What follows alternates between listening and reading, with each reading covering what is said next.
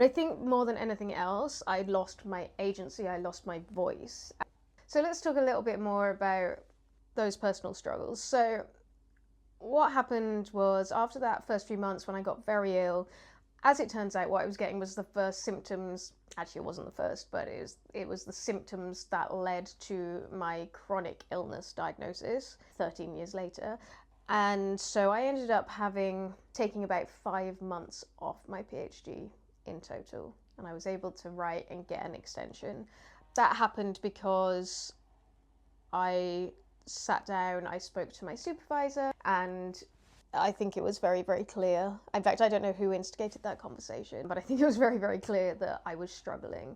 So I sit there and say, kind of, I didn't get support, but I did get that support. At that point in time, I was also struggling a lot with an eating disorder, and in fact, that almost got worse as the PhD went along, because when I came back after I'd had that time off, I guess I was looking for the things that I could control, because I really didn't feel like I could control anything else that was going on. So in terms of myself, definitely I was struggling with mental illness, physical illness, and I had this eating disorder as well, which obviously is also a mental illness.